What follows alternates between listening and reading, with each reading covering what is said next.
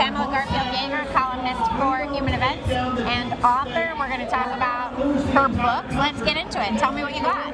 All right. Well, as you know, I'm a licensed therapist, Yep. and I've been fighting the indoctrination of children and families in the mental health profession. And I really believe that parents do not have the tools to handle it because they're going to these really woke therapists that are indoctrinating their children. So I decided to write a children's book called Froggy Girl. Tell us about it. So Froggy Girl is about a little girl. She's got cute red hair, and she believes she's a frog. She really wants to be a frog, but she convinces herself that she is a frog inside. And she's so into her froggy identity, her parents and her teacher and her friends, they all affirm her froggy identity. They just say that she says, I'm a frog, and they all say, yeah, girl, you're a frog. Go for it. You be that frog. They do. So they say, so her parents even gave her frog feet, which she thought were neat. So her parents gave her frog feet. Her teacher gave her a special flag, and the girl was so glad. A frog flag. A frog flag. And her friends thought it was strange, but they wanted to be nice, even if it meant there'd be a price. So, the friends, everybody affirmed her, but then she struggled to be a frog, because she's not a frog. So it turned out she wasn't having a great time being a frog? No. Could she swim like frogs? No, she went swimming with the other frogs and didn't get far. She can't jump like frogs. She can't joke, she can't swim. She started to feel really sad and alone. So then she went for a little walk, and she met this really cute, wise turtle. We all need a wise turtle in our lives. Next page really shows the turtle. Let's see it. He's so cute. Here we go.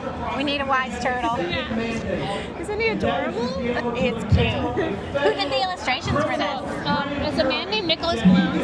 He's what they call a detransitioner. He's a man who used to believe he was a woman trapped in a man's body. Okay. So as you can see the metaphor here. Yeah. and this was really therapeutic for him to draw for this book. He said it felt so good to him to be a part of helping children learn to accept themselves for who they are. This is what this book is about. So this one is for kids, about transgender, about identity, about actually being comfortable with who you are and not trying to be something that you're not, especially when you're biologically not that thing. Exactly. But you have another book for parents. Yes. So what's this one? This book I published last year in 2024. It's called A Practical Response to Gender Distress, Tips and Tools for Families. And this is really a breakdown of all of the lies that the trans activists say. What are some of the lies? So the big one is the suicide lie. Okay. Which is that if you don't affirm a child's trans identity, that they will kill themselves. And that is just a full-blown lie. And it breaks that down because all of the studies that they quote are completely retracted now. They're a very small sample size. All of them are. All of them. I know that the studies that they originally did were very small sample size, They but retracted every them single one has been. I'm not sure, Wow. maybe the ones from last year, but none of them are legit. So it turns out that therapists who've been going around saying, and activists, would you rather have a dead son or a living daughter, have been doing that and forcing parents out of fear into accepting gender transition when really It's a lie. there was no evidence to back that up. If you look at the studies real close, well, first of all, most of them are correlation, not causation. So the truth is, a lot of kids who think they're trans are more suicidal because, truth be told, a lot of these families have dealt with really severe mental health issues in the home, and they're scared already. So we're looking at a population that's very vulnerable. And that's why it's easy that these are vulnerable kids. It's not that being trans makes you more likely to kill yourself. It's that this is already a vulnerable population of kids who's then being exploited by this gender industry. Exactly. So we're taking vulnerable kids and we're exploiting them. That's what this all is all about. It's why I'm so passionate about this subject, because I feel like we're freeing all the vulnerable. Right. And so that this book is a handbook, really, on how to combat these lies that are very easy to bamboozle a person who has not really heard the counter arguments. One is, intersex, and that there's multiple genders because intersex exists. But there are still two. Not going to use the word gender. There are two sexes. There's male and female. Even intersex people are not both male and female. They are either male or female. They just perhaps have extra secondary sex characteristics. Exactly. They have ambiguous sex characteristics. They have a disorder, but they still are born male or female. They're only male or female gametes. Right. I learned that from Colin Wright. Right. He's a scientist. Right. So that's in there. And clownfish. Clownfish, I guess the males can go and lay their eggs. So that's proof that there's multiple genders. Well, that's just proof of something about clownfish. Exactly. Like my argument is, my big argument, guess what? Human beings are not fish. Right. You also said that you have a glossary in here, a trans glossary. What are some of your favorite words in that? Yeah, so there's a trans English dictionary. Trans English dictionary. Yeah, there's all kinds of words, and a lot of them are words that you've heard about. What I explain what's behind them. So, for example, she, they, right? Right. You've seen a lot of kids or adults go by those pronouns. What does that even mean? She, they, So which is sort of confusing. weird. Yeah. So I like explain. female or multiple. Yeah. and I explain really what is that. If you talk to someone who's going to tell you the truth, and I'm one of those people, it means that they want to be a part of something, and sometimes it means it's a transition from either going into the trans identity or even transing out of it, detransitioning. A lot of times the detransitioners will say that they kind of use the they them pronoun as a stepping stone. Right, you try it out. Yeah. It's like when you're testing the water, see if it's too cold. Yeah. Yeah. So I like to understand, what does cis mean? Cis really means we're normal. Right. It's about breaking down normalcy. What's the whole thing? This is something I've been wondering about. You have a lot of online activisty type people coming out and being proud of neurodivergence. Yeah. What's this about? Well, I mean, that's It's loud here. we're in a lot of cheering behind us. We're at the Student Action Summit and everyone's going crazy. So we're talking anyway.